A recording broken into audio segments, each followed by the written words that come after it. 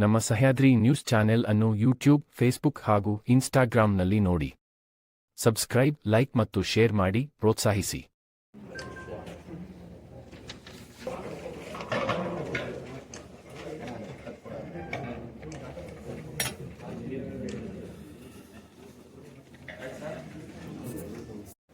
ಈ ಒಂದು ಲವ್ ಜಿಹಾದಿನ ಪುಸ್ತಕದ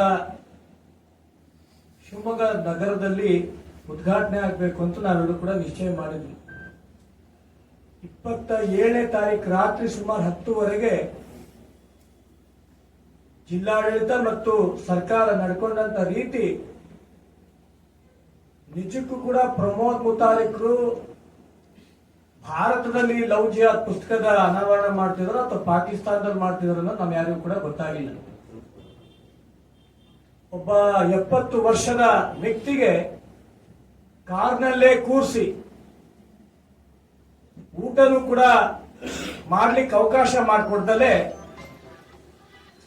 ಎಲ್ಲ ಹಿಂದೂ ಬಾಂಧವರ ಒಂದು ಧಿಕ್ಕಾರ ಈ ಒಂದು ಜಿಲ್ಲಾಡಳಿತ ಮತ್ತು ಸರ್ಕಾರಕ್ಕೆ ಇರಬೇಕು ಅಂತ ಈ ಸಂದರ್ಭದಲ್ಲಿ ನಾನು ಕೂಡ ಕೇಳ್ಕೊಳಕ್ ಇಷ್ಟಪಡ್ತೇನೆ. ಈ ದೇಶದಲ್ಲಿ ಆಗ್ತಿರ್ತಕ್ಕಂಥ ಹಿಂದೂಗಳ ಹೆಣ್ಮಕ್ಳ ಮೇಲೆ ಆಗ್ತಿರ್ತಕ್ಕಂಥ ಅತ್ಯಾಚಾರ ಇರ್ಬೋದು, ಅವ್ರ ಮೇಲೆ ಏನು ಈ ಲವ್ ಜಿಹಾದ್ ಅನ್ನಂತ ವಾಕ್ಯದ ಅಡಿಯಲ್ಲಿ ಅವ್ರ ಮೇಲೆ ಆಗ್ತಿರ್ತಕ್ಕಂಥ ಪರಿಣಾಮ ಇದೆಲ್ಲವೂ ಕೂಡ ನೋಡಿ ಪ್ರತಿಯೊಬ್ಬ ಹಿಂದೂ ಬಾಂಧವರು ಕೂಡ ಯಾವ ರೀತಿ ನಮ್ಮ ಹೆಣ್ಮಕ್ಳನ್ನ ಮನೇಲಿ ನಡೆಸ್ಕೊಬೇಕು ಅನ್ನೋಂಥ ಒಂದು ಪುಸ್ತಕದ ಬಿಡುಗಡೆಗೆ ಈ ರೀತಿಯಾದಂತ ವ್ಯವಸ್ಥೆ ರಾಜ್ಯ ಸರ್ಕಾರ ಮತ್ತು ಜಿಲ್ಲಾಡಳಿತ ಮಾಡಿದೆ. ಇದನ್ನ ನಾವೆಲ್ಲರೂ ಕೂಡ ಖಂಡಿಸ್ತೀವಿ. ಮುಂದಿನ ದಿನಗಳಲ್ಲಿ ಈ ರೀತಿ ಯಾವುದೇ ಕಾರಣಕ್ಕೂ ಕೂಡ ಅವಕಾಶ ಮಾಡಿಕೊಡಬಾರ್ದು.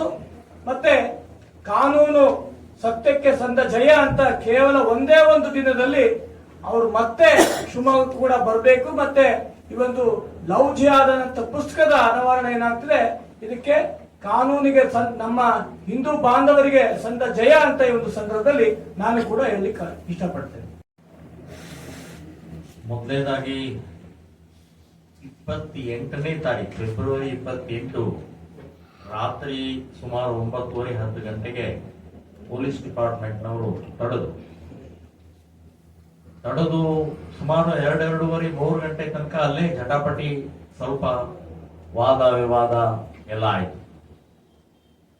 ನಾನು ಅಲ್ಲಿ ಸಂಪೂರ್ಣವಾಗಿ ಬೆಂಬಲವಾಗಿ ನಿಂತಹ ನಮ್ಮ ಬಜರಂಗ ದಳ, ವಿಶ್ವ ಹಿಂದೂ, RSS ಕಾರ್ಯಕರ್ತರಿಗೆ ನಾನು ಧನ್ಯವಾದವನ್ನು ಹೇಳ್ತಾ ಇದ್ದೀನಿ. ಜೊತೆಗೆ ಅಲ್ಲಿ ನಿರ್ವಹಿಸೋಗೋಸ್ಕರ ಸನ್ಮಾನ್ಯ ಶ್ರೀ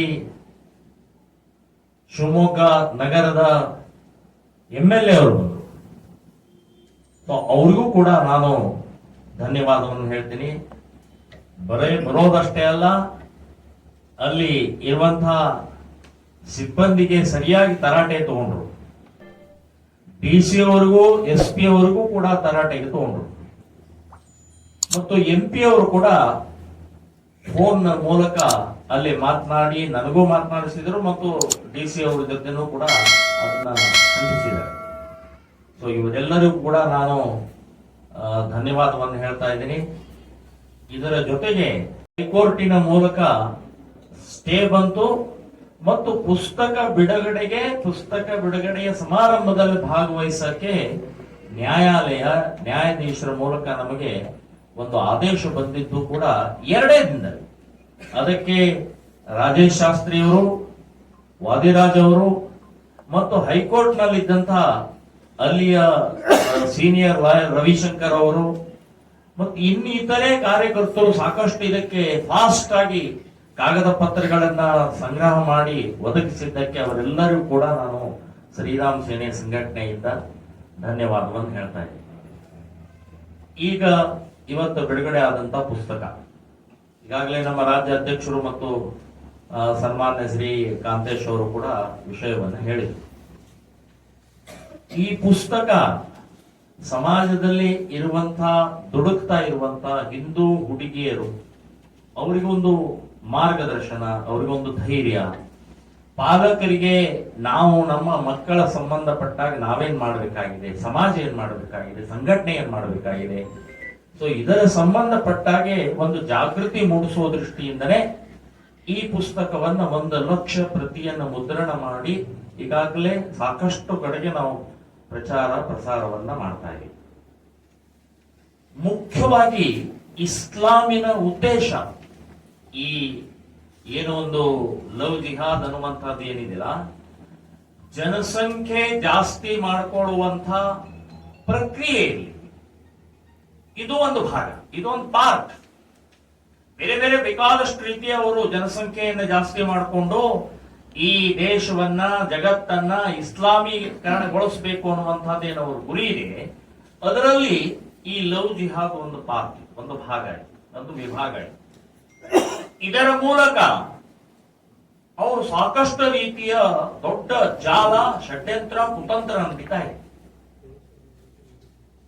ನಿಜವಾದ ಪ್ರೀತಿ ಇಲ್ಲ, ಸುಳ್ಳು, ಬೋಗಸ್. ಅವ್ರು ನಿಜವಾದ ಪ್ರೀತಿ ಇದ್ರೆ ಬುರ್ಕಾ ಯಾಕೆ ಹಾಕಿಸ್ತೀರಿ, ಗೋಮಾಂಸ ಯಾಕೆ ತಿನ್ನಿಸ್ತೀರಿ,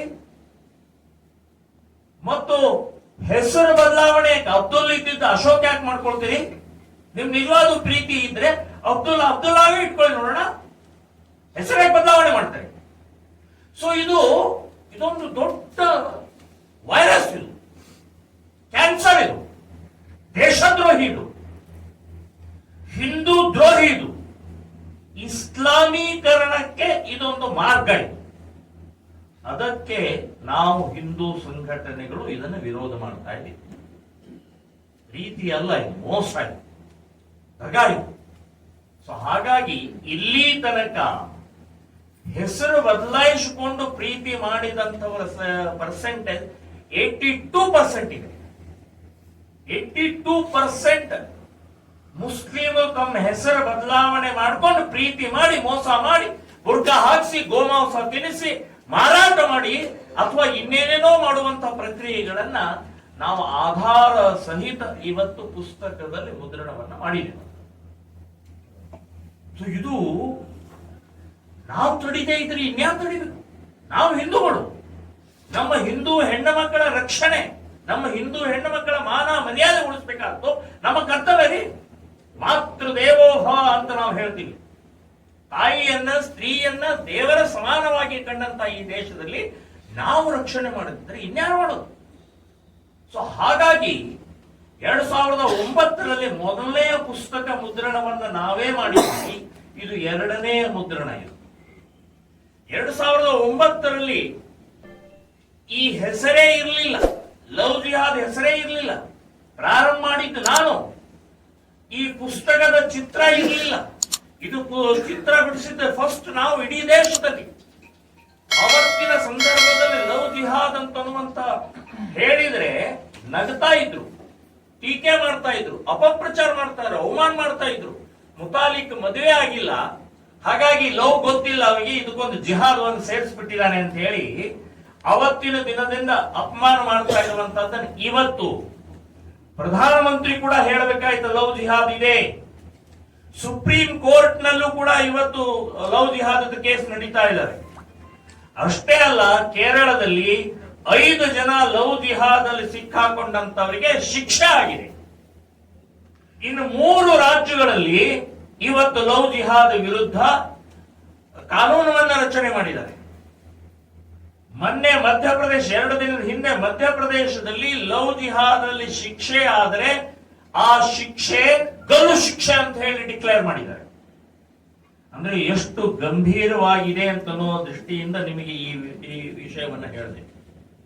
ನಮ್ಮ ಹಿಂದೂ ಹೆಣ್ಣು ಮಕ್ಕಳು ಅಂತಂದ್ರೆ ಏನ್ ಬೇಕಾದ ಮಾಡಬಹುದು ಅಂತನ್ನುವಂತ ಮಾನಸಿಕತೆ ಇಸ್ಲಾಮಿನ ಗುಂಡಾಗಳಿಗೆ, ಇಸ್ಲಾಮಿನ ಈ ಮಾನಸಿಕತೆ ಇದೆಯಲ್ಲ, ಅದನ್ನ ಎದುರಿಸಬೇಕಾಗಿದೆ. ಅದನ್ನ ಎದುರಿಸೋಗೋಸ್ಕರನೇ ಈ ಪುಸ್ತಕ ಜಾಗೃತಿ ನಾವು ಮಾಡ್ತಾ ಇರುವಂತಹದ್ದು, ಗಂಭೀರವಾಗಿ ತಗೊಂಡಂತಹದ್ದು. ನಮ್ಮ ರಾಜ್ಯ ಅಧ್ಯಕ್ಷರು 1 ವರ್ಷದ ಹಿಂದೆನೆ ಇದಕ್ಕೆ ಇನ್ನೂ ಸ್ವಲ್ಪ ಬಿಗಿ ಮಾಡೋಣ ಅಂತ ಹೇಳಿ ಹೆಲ್ಪ್ ಲೈನ್ ಡಿಕ್ಲೇರ್ ಮಾಡಿದ್ರು. ಈ ಪುಸ್ತಕದಲ್ಲಿ ಹೆಲ್ಪ್ ಲೈನ್ ನಂಬರ್ ಇದೆ. 1 ವರ್ಷದ ನಂತರ ಮೊದಲೇ ಡಿಕ್ಲೇರ್ ಮಾಡಿ 3-4 ದಿನದಲ್ಲೇ 1000ಕ್ಕೂ ಹೆಚ್ಚು ಕಾಲ್ ಬಂತು. ನನ್ನ ಮಗಳು ಹೋಗಿದ್ದಾಳೆ, ನನ್ನ ಅಕ್ಕ ಹೋಗಿದ್ದಾಳೆ, ನನ್ನ ತಂಗಿ ಹೋಗಿದ್ದಾಳೆ, ನನ್ನ ಬಾಜು ಮನೆಯವರು ಹೋಗಿದ್ದಾಳೆ, ಕಂಪ್ಲೇಂಟ್ ಕೊಟ್ಟು 1 ವಾರ ಆಯ್ತು, 10 ದಿನ ಆಯ್ತು, ಏನೂ ಆಗಿಲ್ಲ, ನನ್ನ ಮಗಳಿಗೆ ಬಂದಿಲ್ಲ. 1000ಕ್ಕೂ ಹೆಚ್ಚು ಕಾಲ್ಗಳು. ಇವತ್ತು ಆ ಕಾಲ್ಗಳನ್ನ ನಾವು ಹುಬ್ಬಳ್ಳಿ ಸೆಂಟರ್ ಮಾಡಿ 5 ಜನರ ಟೀಮ್ ಮಾಡಿ ಕೌನ್ಸಿಲಿಂಗ್, ಡಾಕ್ಟರು, ಲೇಡಿ, ಮಹಿಳೆಯರನ್ನೆಲ್ಲ ಸೇರಿಸಿ ಒಂದು ಟೀಮ್ ಮಾಡಿಕೊಂಡು ಅದನ್ನು ಕನ್ಸಲ್ಟ್ ಮಾಡಿ ಅವ್ರನ್ನ ಕರೆಸುವಂತದ್ದು 70% ವಾಪಸ್ ತಂದಿದೀವಿ ನಾವು. 70% ವಾಪಸ್ ತಂದಿದೀವಿ. ಸೊ ಹೀಗೆ ಈ ರೀತಿಯ ಒಂದು ಗಂಭೀರವಾದಂತ ಸಮಾಜದ ಸ್ವಾಸ್ಥ್ಯವನ್ನ ಕೆಡಿಸ್ತಾ ಇರುವಂತ, ನಮ್ಮ ಹಿಂದೂ ಹೆಣ್ಣು ಮಕ್ಕಳನ್ನ ಮಾನ ಹರಾಜಾಗ್ತಾ ಇರುವಂತ ಈ ಇಸ್ಲಾಮಿಕ್ ಗೂಂಡಾಗಳಿಗೆ ಎಚ್ಚರಿಕೆ ಕೊಡಬೇಕು, ಉತ್ತರ ಕೊಡಬೇಕು, ಮತ್ತು ಅದನ್ನು ತಡೆಯುವಂತಹ ಪ್ರಕ್ರಿಯೆ ಹಿನ್ನೆಲೆಯಲ್ಲೇ ನಾವು ಇದನ್ನ ಮಾಡ್ತಾ ಇದ್ದೀವಿ ಅಂತನ್ನುವಂಥದ್ದು ಹೇಳ್ತಾ ಇದ್ದೀನಿ.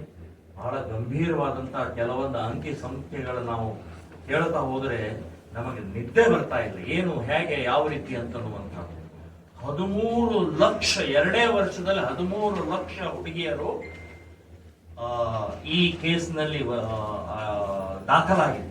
ಅದರಲ್ಲಿ ರೇಪ್ ಇದೆ, ಅಪಹರಣ ಇದೆ, ಮರ್ಡರ್ ಇದೆ, ಮಾರಾಟ ಇದೆ. ಈಗ ಭಯಾನಕವಾದಂತಹ 13 ಲಕ್ಷ 2 ವರ್ಷದಲ್ಲಿ. ಈಗ ಇತ್ತೀಚೆಗೆ ನಾನು ಮಾನ್ಯ ಮುಖ್ಯಮಂತ್ರಿಗಳು ಒಂದು ಸ್ಟೇಟ್ಮೆಂಟ್ ಬಂತು, ಗೃಹ ಮಂತ್ರಿ ಮುಖ್ಯಮಂತ್ರಿ ಒಂದು ಸ್ಟೇಟ್ಮೆಂಟ್ ಬಂತು. ಈ ನಮ್ಮ ಹಂಪಿಯ ಆನೆಗುಂದಿ ಬೀಚ್ ಇದು ನದಿಯ ಪಕ್ಕದಲ್ಲಿ ಇಸ್ರೇಲಿನ ಮಹಿಳೆ ಮೇಲೆ ಅತ್ಯಾಚಾರ ಆಯಿತು ಅಂತನ್ನುವಂಥದ್ದು. ಅದರ ಬಗ್ಗೆ ಮಾನ್ಯ ಮುಖ್ಯಮಂತ್ರಿಗಳು ಬಹಳ ಗಂಭೀರವಾಗಿ ಒಂದು ಸ್ಟೇಟ್ಮೆಂಟ್ ಕೊಟ್ಟಿದ್ದಾರೆ. ನಾನು ಮಾನ್ಯ ಮುಖ್ಯಮಂತ್ರಿ ಕೇಳ್ತಾ ಇದ್ದೀನಿ, ನೀವು ಇದೇ ಗಂಭೀರವಾದಂತ ಅತ್ಯಾಚಾರದ ಸಂಬಂಧಪಟ್ಟಾಗೆ ಹುಬ್ಬಳ್ಳಿಯ ನೇಹಾ ಹಿರೇಮಠ್ ಅನ್ನುವಂತ 19 ವಯಸ್ಸಿನ ಹುಡುಗಿಯನ್ನ ಹಾಡು ಹಗಲೇ ಕಾಲೇಜಿನ ಕ್ಯಾಂಪಸ್ ನಲ್ಲಿ 27 ಬಾರಿ ಚಾಕು ಹಾಕಿ ಕೊಂದು ಹಾಕಂತ ಸಮಯದಲ್ಲಿ ನೀವು ಮಾನ್ಯ ಮುಖ್ಯಮಂತ್ರಿಗಳೇ ನೀವು ಏನ್ ಹೇಳಿದ್ರಿ, 3 ತಿಂಗಳಲ್ಲಿ ಇದನ್ನು ಬಗೆಹರಿಸಿ ನಾವು ಶಿಕ್ಷೆ ಕೊಡ್ತೀವಿ ಅಂತ ಹೇಳಿದಂತವ್ರೆ ನಿಮ್ಮ ನಾಲಿಗೆ ಇವತ್ತು 10 ತಿಂಗಳಾದರೂ ಕೂಡ ಇವತ್ತಿನ ತನಕ ನೀವು ಯಾವುದೇ ಪ್ರಕ್ರಿಯೆ ಮಾಡಿಲ್ಲ. ಮಾನ್ಯ ಮುಖ್ಯಮಂತ್ರಿಗಳಿಗೆ ಧಿಕ್ಕಾರ ಹೇಳ್ತಾ ಇದ್ದೀನಿ. ಇದೇನಾ ನಿಮ್ಮ ಕಾಳಜಿ? ಇದೇನಾ ನಿಮ್ಮ ನಾಟಕ? ನೀವು ನಿಜವಾಗಿಯೂ ಆ ಬೀಚ್ ಮೇಲಾದಂತಹ ಘಟನೆಯ ಹಿನ್ನೆಲೆಯಲ್ಲಿ ಬಹಳ ದೊಡ್ಡ ಕಾಳಜಿ ಇರುವ ಹಾಗೆ ನೀವು ಸ್ಟೇಟ್ಮೆಂಟ್ ಕೊಡ್ತಿರಲ್ಲ, ಆ ರೀತಿ ವ್ಯವಹಾರಿಕವಾಗಿ ನಡ್ಕೊಳ್ಳಿ. 3 ತಿಂಗಳಲ್ಲಿ ಕೊಡ್ತೀನಿ, ನಾವು ಶಿಕ್ಷೆ ಮಾಡ್ತೀವಿ, ಫಾಸ್ಟ್ ಟ್ರ್ಯಾಕ್ ಕೋರ್ಟ್ ರಚನೆ ಮಾಡ್ತೀವಿ ಅಂತ ಹೇಳಿದವರು ಇನ್ನೂವರೆಗೆ ಮಾಡಿಲ್ಲ. ಸೊ ಈ ರೀತಿಯ ಮಹಿಳೆಯರ ಬಗ್ಗೆ ಅಸಡ್ಡೆ ನಾಟಕ ಇವತ್ತು ಕಾಂಗ್ರೆಸ್ ಸರ್ಕಾರ ಮಾಡ್ತಾ ಇದೆ ಅಂತ ಹೇಳ್ತಾ ಇದ್ದೀನಿ. ಮುಸ್ಲಿಮರ ಪರವಾಗಿ ನಿಂತ್ಕೊಳ್ತಾರೆ ಇವರ ವಿನಃ ಹಿಂದೂ ಹೆಣ್ಣು ಮಕ್ಕಳ ಪರವಾಗಿ ಇಲ್ಲ, ಹಿಂದೂಗಳ ಪರವಾಗಿ ಇಲ್ಲ. ವೋಟ್ ಬ್ಯಾಂಕ್ ಬೇಕಾಗಿದೆ, ತುಷ್ಟೀಕರಣ ಬೇಕಾಗಿದೆ, ಹಿಂದೂಗಳು ಬೇಕಾಗಿಲ್ಲ.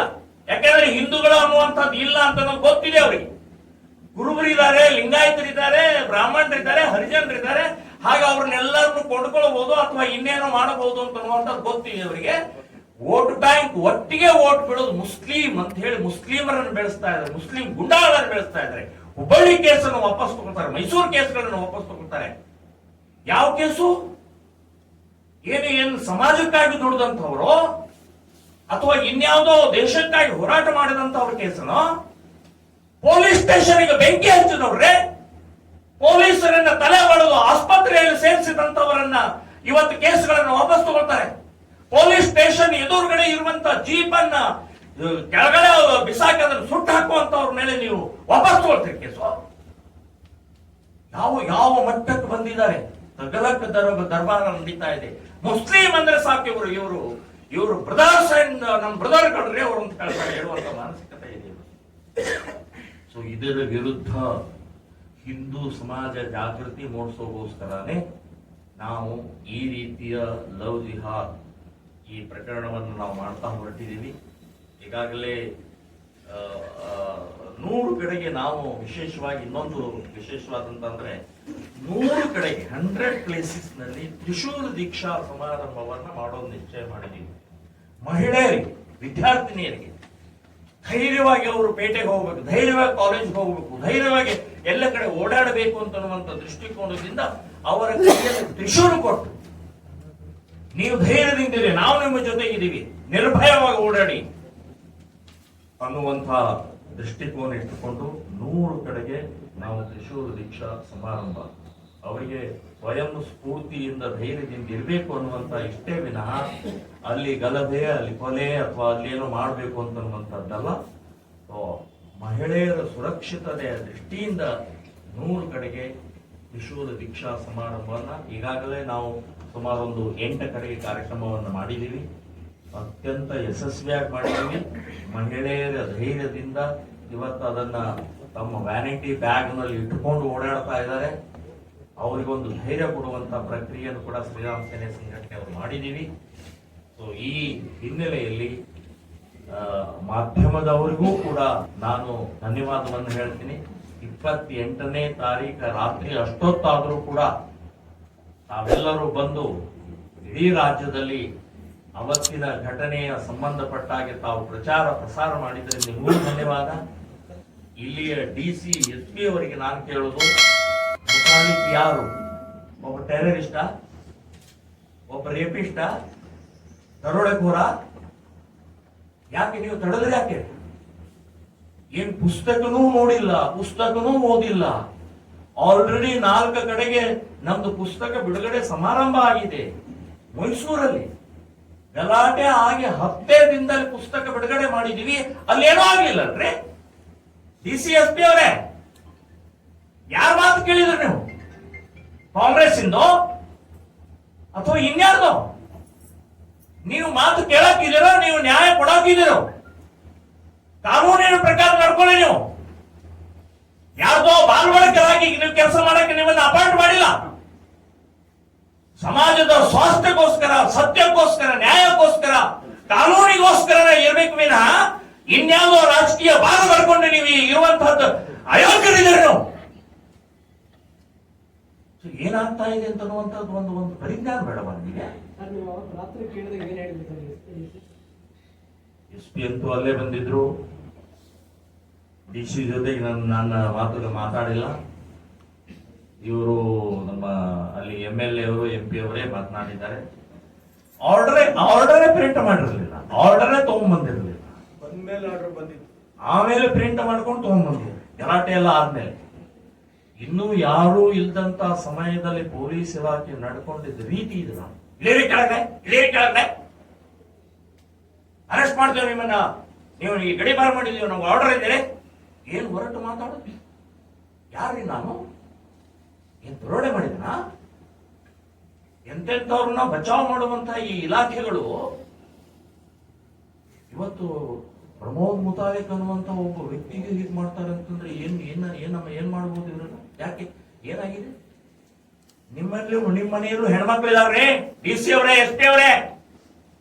ನಾವು ಪೊಲೀಸ್ ಡಿಪಾರ್ಟ್ಮೆಂಟಿನಲ್ಲಿ ಒಬ್ಬ DYSP, ಒಬ್ಬ CPI, ಇನ್ನೊಬ್ಬ ಪೊಲೀಸ್ ಅಧಿಕಾರಿಯ ಮಗಳು ಓಡಿ ಹೋದಾಗ ನಾವು ಶ್ರೀರಾಮ ಸೇನೆ ಸಂಘಟನೆಯವರ ಆ ಮಗಳನ್ನ ತಂದು ಮನೆಗೆ ಒಪ್ಪಿಸಿದಂತವ್ರು ನಾವು.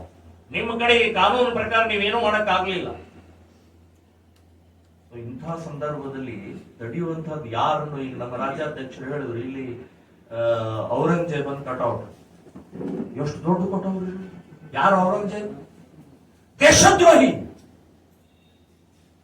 ಒಬ್ಬ ಸಾವಿರಾರು ದೇವಸ್ಥಾನ ಒಡೆದು ಹಾಕಿ ಅಲ್ಲಿ ಮಸೀದಿಯನ್ನು ಕಟ್ಟಿದಂತಹ ಆ ದೇಶದ್ರೋಹಿಯ ಕಟೌಟ್ ಹಾಕ್ತಾರೆ. ಶಿವಾಜಿಯ ಮಗ ಸಂಭಾಜಿಯನ್ನ 38 ಪೀಸ್ ಮಾಡಿ ಬಿಸಾಕದಂತಹ ವ್ಯಕ್ತಿಯ ಕಟೌಟ್ ಹಾಕ್ತಾರೆ. ಕಾಶಿ ವಿಶ್ವೇಶ್ವರ ದೇವಸ್ಥಾನವನ್ನು ಒಡೆದು, ಈಶ್ವರ ಲಿಂಗವನ್ನ ಒಡೆದು ಚೂರು ಮಾಡಿ ಅದನ್ನ ಮಸೀದಿಯ ಪೌಟಣಿಗೆ ಮಾಡುವಂತಹ ಔರಂಗಜೇಬನನ್ನ ಕಟೌಟ್ ಹಾಕ್ತಾರೆ. ಸಿಖ್ಖರ 8ನೇಯ ಗುರು ತೇಗ ಬಹದ್ದೂರನ್ನ ಉದ್ದಗ ನಿಲ್ಲಿಸಿ ಗರಗಸದಿಂದ ಕೊಯ್ದಂತ ಔರಂಗಜೇಬನ ಕಟೌಟ್ ಹಾಕ್ತಾರಲ್ರಿ. ಅವರಿಗೆ ಕೇಸ್ ಇಲ್ಲ, ಜೈಲಿಲ್ಲ, ಬೇರೆ ಏನಿಲ್ಲ, ಆರಾಮಾಗಿ ಓಡಾಡ್ಬೋದು. ಮುತಾಲಿಕನ್ನ ಅರೆಸ್ಟ್ ಮಾಡಿ, ಮುತಾಲಿಕನ್ನ ಬಂಧಿಸಿ, ಮುತಾಲಿಕನ್ನ ತಡೀರಿ. ಯಾರು ತಡಿತಾ ಇದ್ದಾರೆ? ಸತ್ಯವನ್ನ ತಡಿತಾ ಇದ್ದಾರೆ, ನ್ಯಾಯವನ್ನ ತಡಿತಾ ಇದ್ದಾರೆ, ಸಂವಿಧಾನವನ್ನ ತಡಿತಾ ಇದ್ದಾರೆ, ಅಂಬೇಡ್ಕರ್ಗೆ ಅವಮಾನ ಮಾಡ್ತಾ ಇದ್ದಾರೆ ನೀವು. ಇಷ್ಟು ನಮ್ಮ ಮುಂದೆ ಹೇಳುವಂತದ್ದು. ಇನ್ನೊಂದಿಬ್ರು ಮುಂದೆ ಮಹಿಳಾ ಸ್ಟ್ಯಾಟಿಸ್ಟಿಕ್ಸ್ ಹೇಳಿದ್ರಲ್ಲ 13 ಲಕ್ಷ, ಅದು all over state all over national Bharat 13,13,000 ಹುಡುಗಿಯರು, ಅದರಲ್ಲಿ 27% ಅಪ್ರಾಪ್ತರು. ಟೋಟಲ್ ಕೇಸ್ಗಳು ಮಹಿಳೆಯರ ಮೇಲೆ ಕೇಸ್ಗಳು. ಈ ಕೇಸ್ನಲ್ಲಿ ಅಪ್ರಾಪ್ತರಿದ್ದಾರೆ, ರೇಪ್ ಇದಾವೆ, ಮರ್ಡರ್ ಇದೆ, ಅಪಹರಣ ಇದಾವೆ, ಮಾರಾಟ ಮಾಡಿದ್ದು.